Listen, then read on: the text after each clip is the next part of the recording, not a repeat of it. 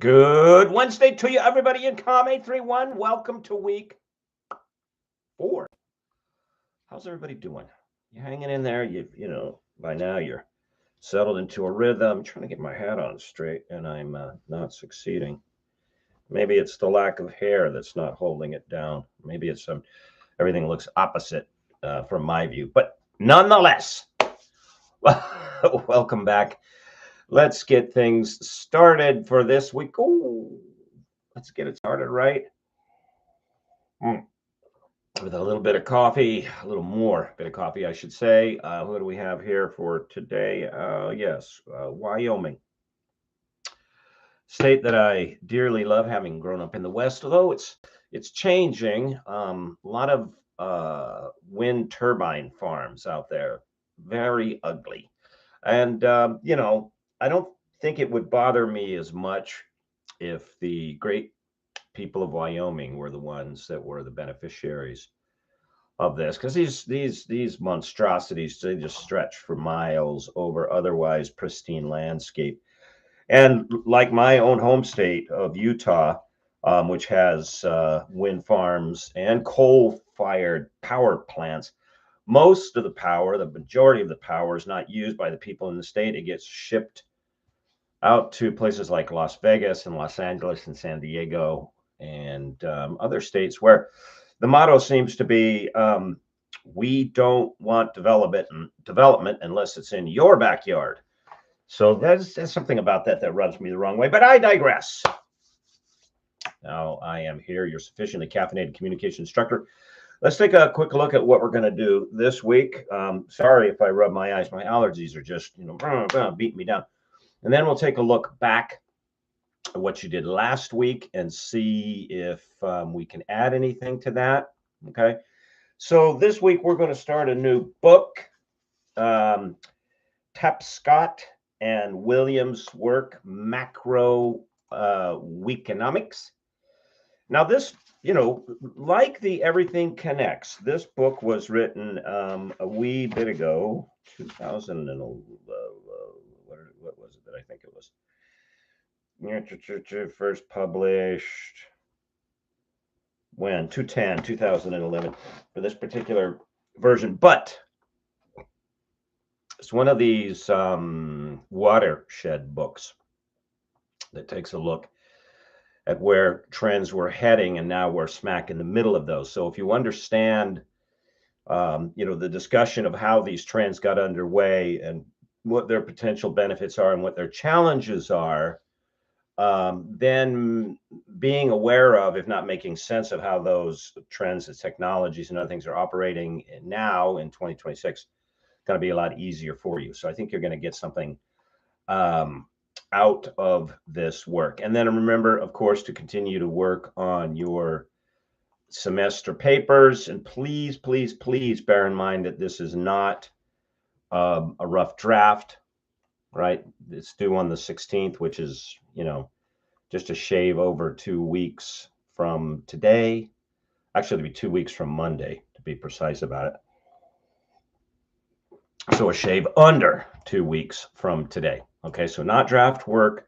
It's very, very hard for me to evaluate, just a sketch. I mean, sketches have their place, but that's not what we're after here. Okay, let's take a look at your questions, your answers, see if we can shed some insight, add some things to give some richness to what you're doing. Okay, and then we will take it from there. Question number 1. And this is, we're finishing up Hoke and Williams from chapter 8 through the epilogue. Question 1. One of the exciting ideas in chapter 8 is how to cultivate curiosity to generate good ideas. Provide an example where you did this or observe this taking place in an organization in which you're part. Now, by way of, how might you be evaluated and asked about this material? I don't know. I might very well have a question for you on an exam in which I asked you to share a place where you saw this taking place or it was happening with you.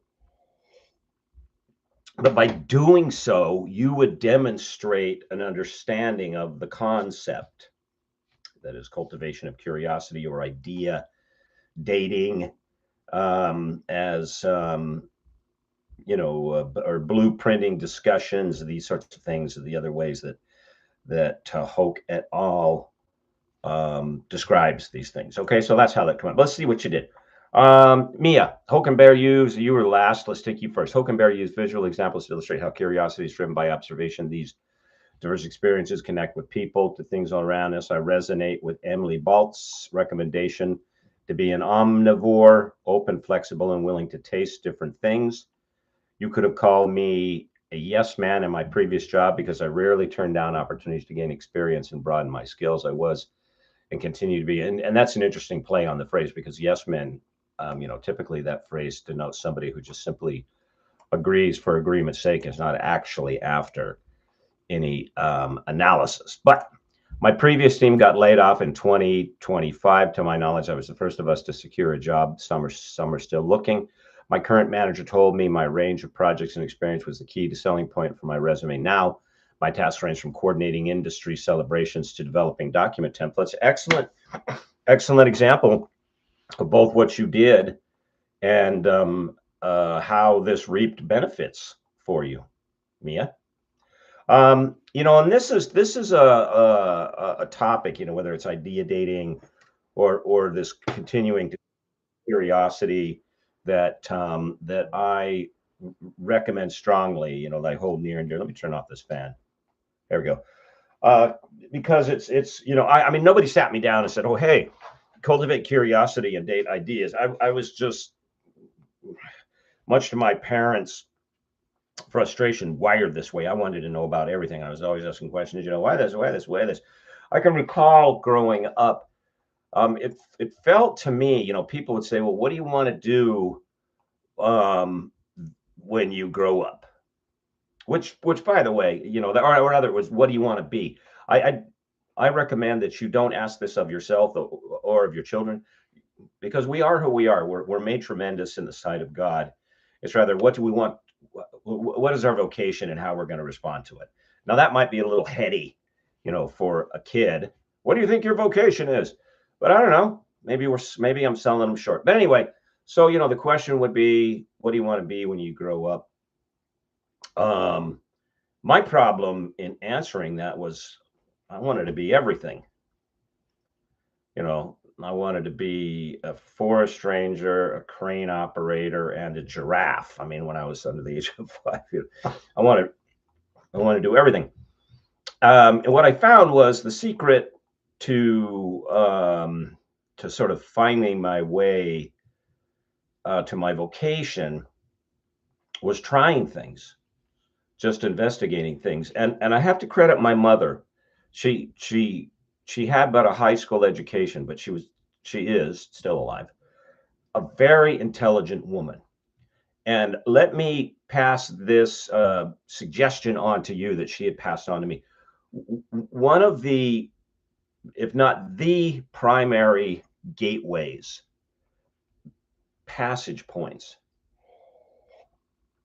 to curiosity, the finding out, and then the doing of things, because it's important to do things, not just to think about the doing of things or be informed about the doing of things. It's important to actually do the thing.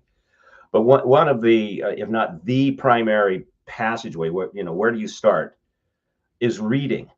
And so read. And, there's a whole bunch of services now popping up like Skillshare and that just summarize stuff. Learn how to read.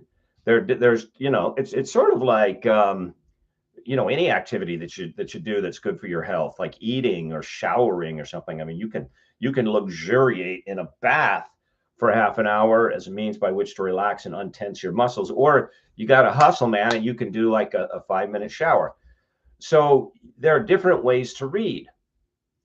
When I'm reading academic stuff, I'm hopping around looking for very specific things. I start with the abstract, and if it's not clear, concise, and has the essential elements that a good abstract should have, my tendency is to skip the article, because if that's an indicator to me, if the abstract's not organized well, the rest of the text probably isn't going to be. Okay, but I'm not reading every single word of the text. I'm reading select pieces, looking for those bits of information.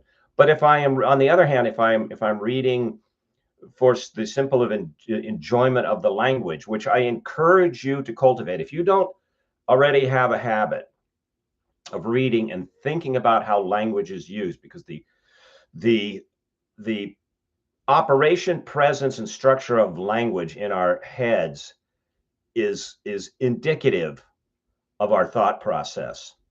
Okay, because you cannot express in words what you haven't organized in thought. So as you learn to recognize in words and then express in words things of greater complexity, and I'm not talking about reading technical books, I'm just talking about how the language is used. This, it has sort of a backwards effect. This will help you improve your mind's ability to organize its thoughts. Now, it's not a cure-all. It's not like, oh, just read and gazam, your mind works like a supercomputer. No, it's like eating well or exercising. It's a lifelong process. But let me encourage you, as a starting point, if you don't do that already, read as much as you can stuff into your eyeballs. And when you do, read certain things for specific reasons. For example, read books by authors that were real masters at using the language. Ernest Hemingway. This is his first major work, The Sun Also Rises. And it's funny because if you read reviews of this, they'll go, the reviewer like, this was kind of a dumb book because the story is just about a bunch of people that are hanging around talking. And that's the point. The story is the use of the language. The use of the language is the center focus of the story. This isn't George Lucas and Michael Crichton, or I'm trying to think of the guy that does all the Transformer stuff. Okay, find authors that really understand the language. Salinger is another one. Now, this particular work, the language is interesting because there's a lot of slang in here, and it's tied to the particular time period in which it takes place, presumably, like I say, like 40s, 50s. But it is still an excellent use of language. And when you're reading books that you're reading to come to an understanding of how language is used, well, that's where you slow down. That's where you read every word and every sentence, and maybe you go back and reread something, right? For the academic stuff, you can hop along and you come through a paragraph and you get the major point, skip the rest of it. Okay, but read. Now, I'm telling you what I do. All right, and this is my recommendation to you. That doesn't necessarily mean this is what you do, except for the starting point of reading. That I recommend that everybody does. And I'm one of these weird guys that just for pleasure and understanding the use of language, I'll read this. I just kind of keep this handy by my desk. I know people that keep this in the bathroom, so never a minute wasted. But this is a modern English usage. It's not a dictionary per se, but it will give you a word and then give you examples and references as to who used it and why, and then most importantly, how that use changes over time, changes over context. So it helps you sort of go down another layer. Okay. And then in terms of subject matter, read broadly outside of stuff that one of the dangers that we're encountering right now is we're in an information age delivered to us everywhere we go, but really only interested the information that's delivered to us and those who deliver it. They're not really interested in informing you. They're interested in selling you something. They're interested in something that confirms your bias. So you look at the screen longer. So they profit from your eyeballs. They get your data through all of the little cookies that get installed. That's all those things you have to click when you go to a web page. Yes. And then they sell that, as data miners to ad companies that profile you to sell you stuff. What are you going to do? Okay. But the tendency is what we get used to, what we get accustomed to, is only seeing stuff within our interest field because our interest field is so intricately studied by the data miners. And so if we only look through here, or primarily, we're only going to see things that confirm our bias and fall into categories of things that we already like. Broaden your horizons. Read about things that you may not know much about. Yeah, sure, great. Read about things that interest you, that are adjacent to things that you do when you're not reading. I spent a lot of time trekking through the wilderness. So I read things that are adjacent to that. This is a collection of essays by Gary Snyder, really a remarkable individual. Okay. So now, do I take that book when I'm out hiking? No, because I want to take as little as possible when I'm out hiking. But I read it when I'm not, because the text and the use of the language is adjacent to a physical activity that I do. Adjacent meaning like in terms of relatability, or completely outside of that. All right. I spent a lot of time reading about how we think and how we process things. And this guy, Rupert Sheldrake, you can find, he's got a very well-developed webpage and a number of talks you can find online. And he takes a look at how, let me turn that fan off. He takes a look at how we assume what we know. And this title is slightly deceptive. He's not saying that science is a delusion. He's saying that the empirical method leaves out information about a lot of stuff. Okay. So I spent a lot of time reading there, and that sort of that, and don't be afraid of complicated material or involved material. Okay. Think long term in terms of the development of your mind and your soul, and ultimately your salvation. So I should say, yeah, I read scripture like a lot. In fact, I'm looking for a book here. You know what? I think I have it somewhere else. I have it probably sitting upstairs. Anyway, but because of my training as an historian, I read scripture in Latin, and my Greek, I wish it were better. Not so good. But I read it in languages that are closer to the languages that it was understood for thousands of years. Okay, I'll read that every day. Okay, so reading in another language seems like, kind of complicated. Don't be afraid. Take your time. Spend a couple of years learning the language and then reading it. Don't be afraid of books that have some substance to it. I'm in the middle of, this is a 2-volume set.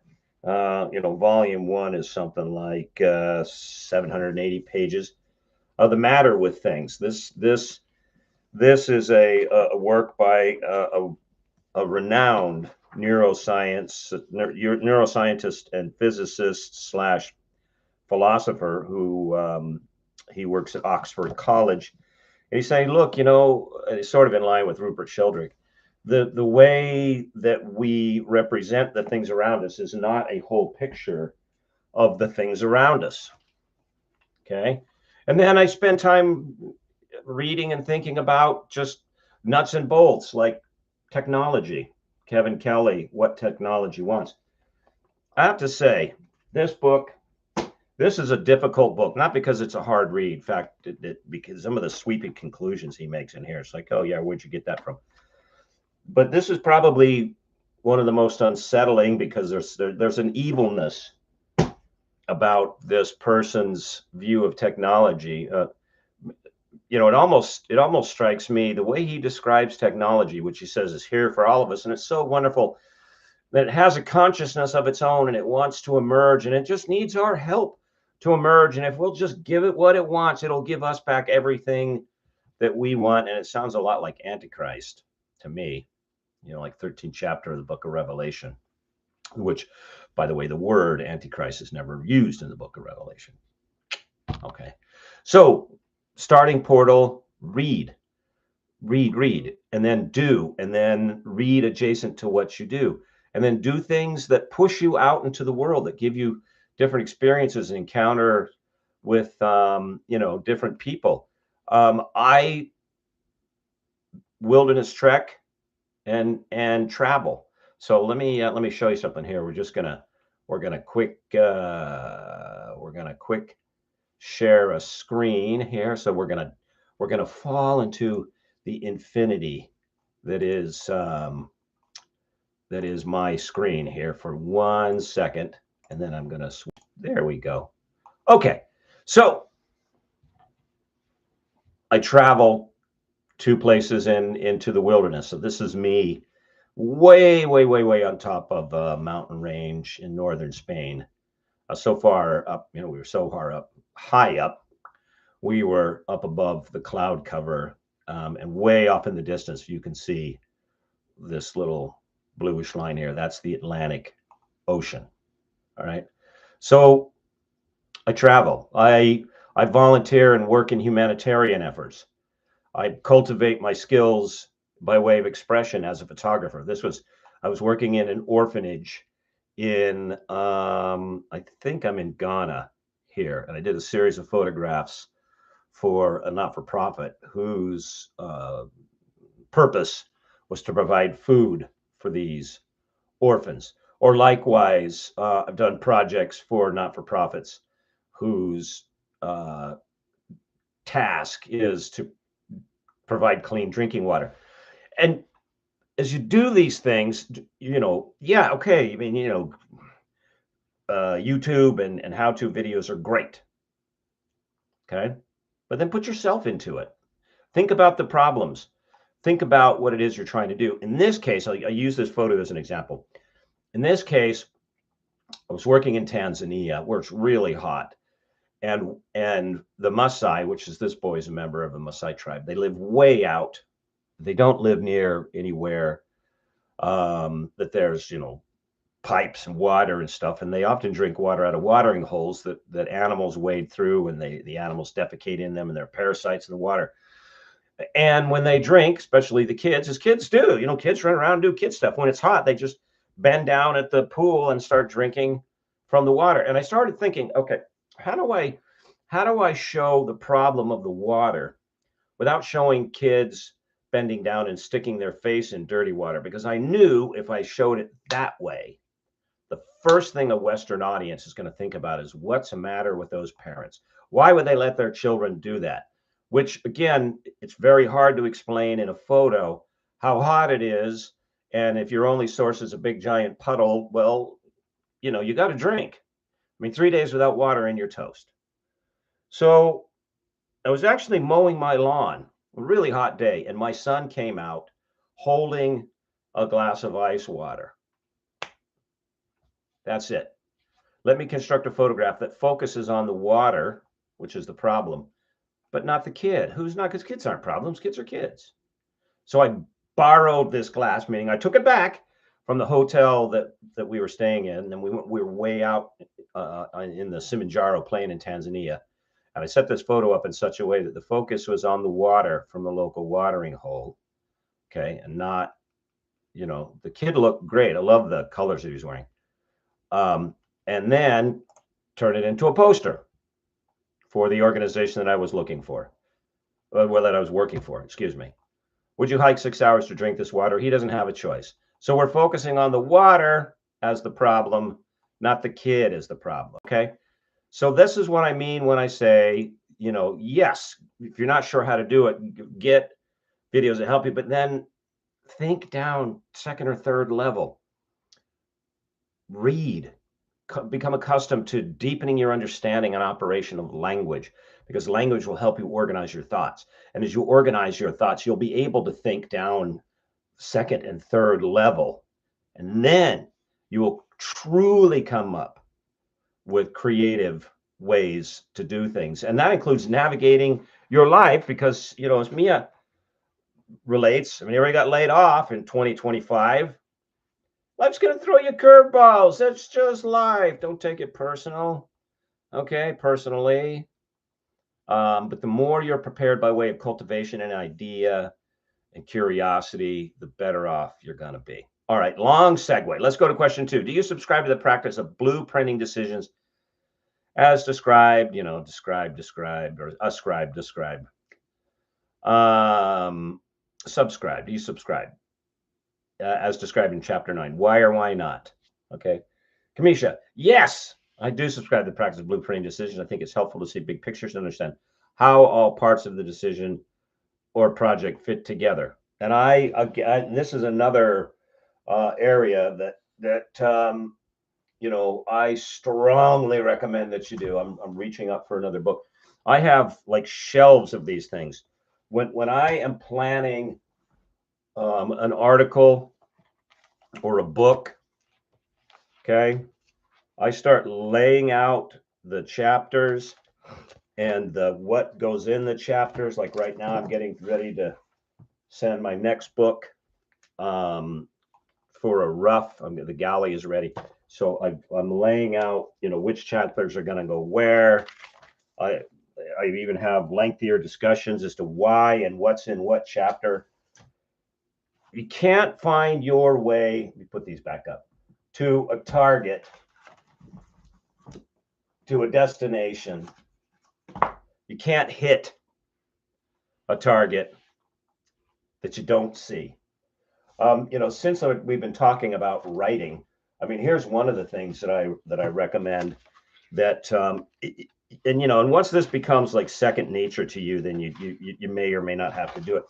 You can actually, and if someone is curious about this, you email me, I'll send this stuff to you, right? You can get templates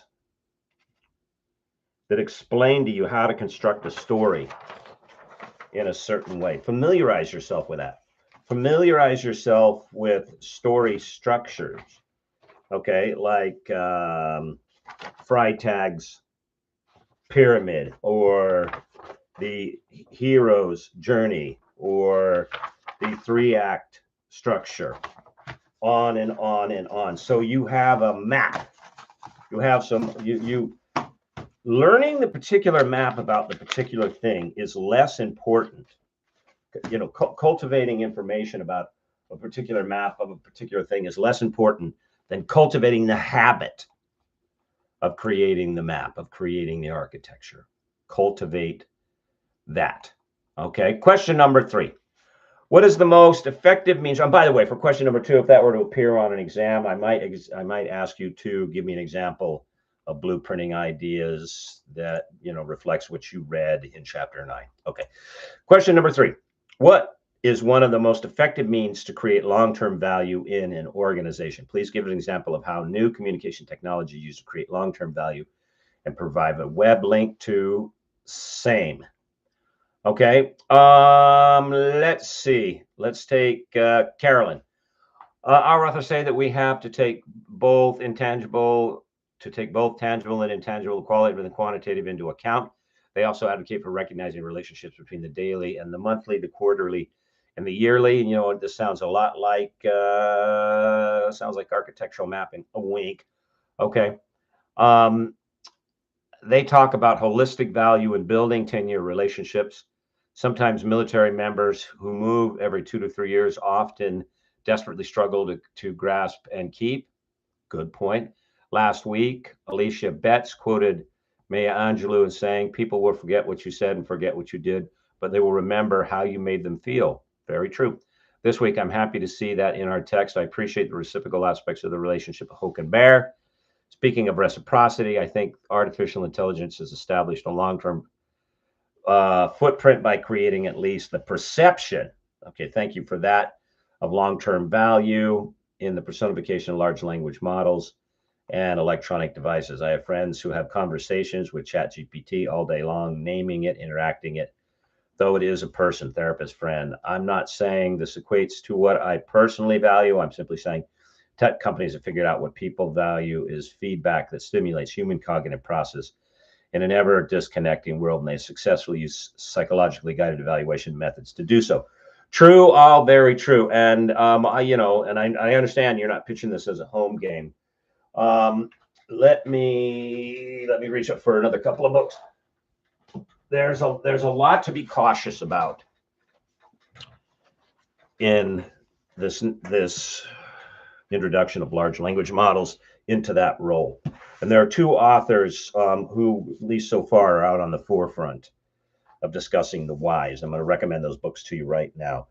One is Cheryl Turkle, Alone Together, Why We Expect More from Technology and Less from Each Other. Okay. Very smart woman. Okay. And then the other one is Nicholas Carr, called The Shallows, What the Internet is Doing to Our Brains. Okay. In both of those, you will find, I think, some cautionary notes that we ought to take very seriously before we either A, adopt these modalities that is communicating to these large language models as if they were, ensouled beings, and then B, recommending it to others. Now, is that going to shut off AI and large language models? No. The genie is out of the bottle, as the expression goes. However, I mean, maybe the best thing you can do is going to insulate you from some of the personal negative effects. But good answer. Okay, question number 4. What do you think of the proposition chapter 8 of dating ideas? Have you ever tried this or observed it? Okay, so this is, this brings you full circle back to question numero uno. Austin, at nearly 33 years old, as a nearly 33-year-old who has only had 2 multi-month relationships to date, I am taking all dating advice to heart, even if the author did not intend the article to appear on eHarmony anytime soon. Okay, I'm getting your sarcasm here. Although the actual results of these methods I've used them are not quantifiable per se, I do see helpful hints of effective digital communication, personal development. I do believe our society lacks the ability to effectively diversify our experiences, connect with others we would not normally connect with. I constantly preach to my students, family, friends to consume a variety of media outlets to gain stronger understanding of the world. Yes, exactly, Austin. Thank you. As I do too, because remember, now the model within media, we're going to stick with that for just a second. Then we'll go back to your answer here. The model within media, the commercial model, has become audience fragmentation. And it's so easy to pick this up. What fragment of the audience, whether by somewhere on the political spectrum, ethnic, socio-economic identity. Okay. So, read through a variety of them. Now there's a service that will do this, that aggregates this for you, that I can recommend to you. And the service is called Ground News, right there. Can you see that? There we go. Sort of kind of focused. Okay. Ground News. And what Ground News does is it pulls in stories from a whole bunch of different places. And then it has an algorithm which it'll explain to you. This is how we do this. And then it ranks whether this particular story has been given given a liberal, centrist, or conservative slant. So it's really only looking at how news is targeted by way of audience segmentation driven by political orientation. So it doesn't touch on, ethnic identities and socioeconomic identities, although there might be some overlap to political ideologies. But anyway, when you see a story, so like here's one, there we go. Trump plans to install Christopher Columbus statue outside the White House. Okay, so all the blue means these are the number of, in proportion to all the places they found it. These are the number that slant left. The white is centrist, slants right. And so it gives you a breakdown of the bias perhaps built into the story. So when you read the story, you get your choice. It'll bring it up and say, okay, you can read it from these sources, or these sources. And it's interesting sometimes to compare the same story from the right side of the political spectrum, the words and phrases and how they frame it, from the left side of the political spectrum. So if you don't want to keep hopping around from like CNN to MSNBC to Fox to these are sort of the biggies of the news, the information presenters that are driven by spots on the ideological spectrum. Try something like Ground. Okay. and it'll do the work for you. All right. Anyway, back to you, Austin. The more diversification on a certain subject, the more knowledgeable one is.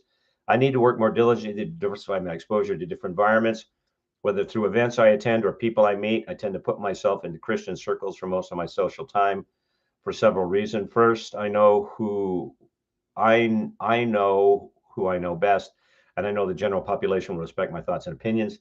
Secondly, I know this best possible opportunity to find like-minded potential spouse. However, I understand that diversifying myself will lead to a better discussion, more opportunity connected with others, so I can seek companionship to find fellow travelers along the path. Okay, good. Now, just I mean, I understand that there's a certain amount of metaphor that you're using here, but just so everybody understands, when Hoke and Bear say dating ideas, they're not talking about dating in the sense of looking for a romantic partner. They're analogizing that, saying, well, you go look at different ideas and you could almost develop a relationship with them. You sort of mini fall in love like you would a romantic interest. That's how they're using it. Just so everybody knows, I get the irony that you're putting there, Austin, but I want to make sure that's clear with everybody. Okay. All right. Yeah. So, make reading the portal through which you step to open up exposure, and then do things. Go to museums. Go to films. And you can attend, say, other. You can attend events. The only line that I draw is anywhere where I know, by way of action, especially by way of action. There's going to be, moral turpitude, things that violate the seven deadly sins. But it acted out. No, that's a hard no. I don't watch films or go to exhibits that are driven, by pornography and these sorts of things. But you can go, say, to a political event of a group that's completely off the spectrum, and you don't have to say anything. Just go and listen. Okay, you don't have to agree. You're not there to necessarily, have your eyes open and the scales fall away. Okay, you're there to see how it is that this group sees things, and if it still turns out that's like, yeah, that doesn't make any sense, or this is not well thought out. Okay, fine, that's good. Actually, that's good for you to see a position that somebody or some buddies have taken, and then you try to walk through the steps and get to the same place, and you get to go, nah, that's not, you know that's not, no. That's good. I mean, just as an example to wrap up here, I was reading, there's some news story about the from the Grammy Awards, Billie Eilish, the singer who got an award for I don't know what, because I don't listen to Billie Eilish. I mean, she doesn't have anything to say that I'm interested in, and anything she says doesn't solve any problems that I have. But anyway, but as part of her acceptance speech, she parroted this line, which seems to be going around. So I'm not pointing at her as originator. I'm pointing at her as imitator. And the line goes as follows: nobody is illegal on stolen land. Okay, so meaning, the subtext of that is that all of America has been stolen, and therefore anybody that comes in, there's not a problem because it doesn't. Okay, you get it. Okay, and I'm listening to this going, wait a minute. Nobody is illegal on stolen land except for those who stole it, because stolen, not borrowed, not found. Stolen is a word that is explicit in its meaning. Means to take outside of established norms, to break the law. And to do something outside of established norms, to break the law, is the very definition of the opposite of legis, which means law, lex in the singular, from which we get legal, and ill meaning not of it, illegal. So it's just, so yeah, go listen, and then follow a logical train, and if it runs into a brick wall, that is, logical train doesn't go anywhere, that's okay. You can say, that's just dumb. because it is. All right. Thank you very much for your attention. Keep working on those papers. They're due, less than 2 weeks from now. If you're having any problems, please reach out to me. Okay. Remember, we need finished work. Can't grade drafts. All right. And, let me know how I can help if you need it. Okay. All right, everybody. Till next time, keep up the good work. After this week, week 4, I will grade the discussion section, so you'll get a sense of, where we're going with that. All right. Otherwise, I think about you, I pray about you, and I will see you again on Canvas. Take care. Bye-bye.